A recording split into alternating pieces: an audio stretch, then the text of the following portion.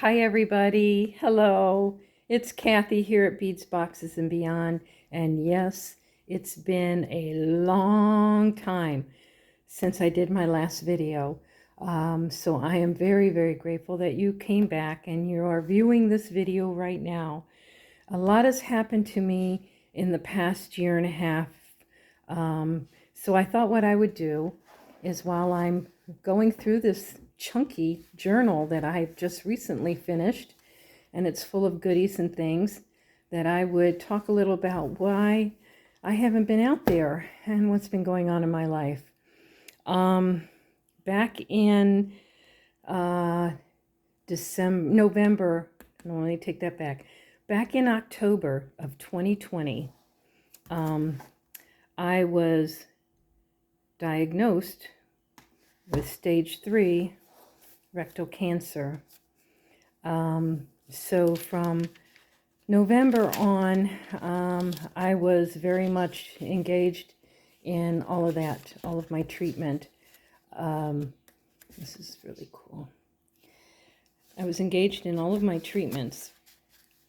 I decided after my chemo and radiation that since nothing was detected, I had the option, instead of surgery, to do the wait and watch approach. So my husband and I really thought about it a lot, and if I would have gone through and done the surgery, that could very well have been not needed because they don't know. But if I would have gone and had it taken out, it would have been very life-altering, and I wasn't ready in my life to have to deal with something like that. So I just decided I'm going to wait and keep an eye on things. And because of that, every 3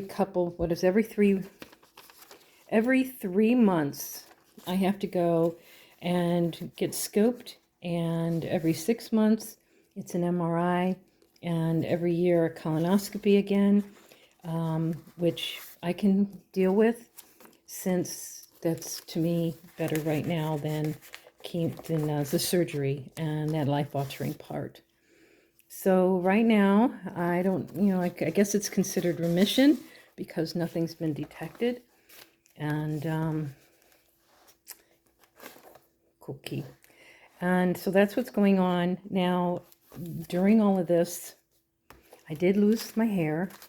But a lot of people choose to shave their heads when they're fighting cancer, but I couldn't take that step. My hair was down to my waist. I wanted to hold on to as much normalcy, that's a word, that I could, and I chose not to, and tried to keep it as long as I could. Did I lose a lot? Oh, heck yeah. I lost a lot of hair, but it really thinned out, and I was able to wear it pulled back and everything like that, to the point where I felt I was still back to normal.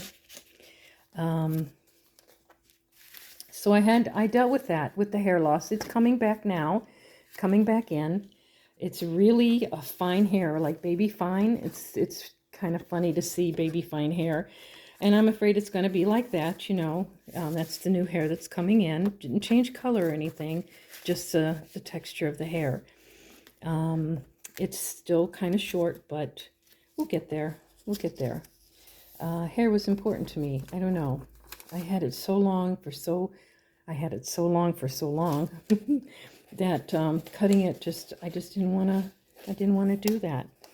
So during my chemo, I'll put that in later. During my chemo, I lost 50 pounds. I lost my appetite. I lost all my cravings. If they could bottle those two things up, they'd be making a mech of money, So I lost all this weight.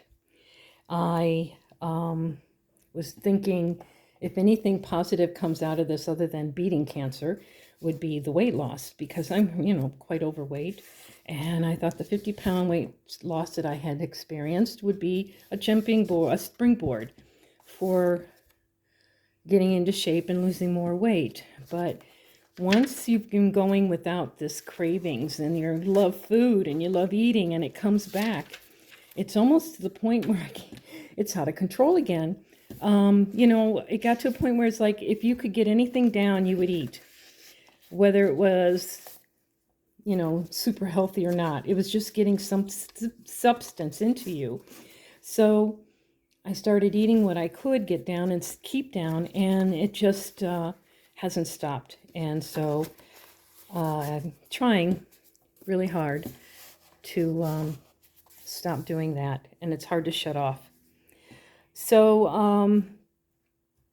I did 10 rounds of chemo, I believe. And after the 8th round of chemo, I collapsed. Not 8th round, 5th round of chemo, I collapsed.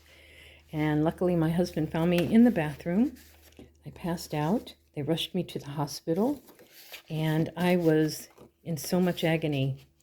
I was so miserable to the point where one of the nurses in the emergency room was holding my hand. And I remember opening my eyes and looking at her, and I told her, I said, if I go, do not resuscitate me. And she says, nope, we're not going to let that happen. She says, we're going to work our darndest to not let that happen. She says, you're going to beat this cancer, and you're going to still be here. Your husband needs you here. Nope. And I really wish I could remember who this person was. I can see her face, and I have no other information about her. And she just held on to my hand that whole time I was in ICU. It still gets emotional for me. It really does. It was a tough time. So I was in cardiac ICU for a whole week. And what happened is I had blood clots in my legs that moved up. What do I have going on here? Oh, here it is. I had blood clots that moved from my legs up to my lungs, and I had one in each lung. It's called a bilateral pulmonary embolism. And because they were one in each lung in the arteries, major artery, it caused stress on one side of my heart. My heart was enlarging because of all the stress. So, that whole weekend, cardiac ICU,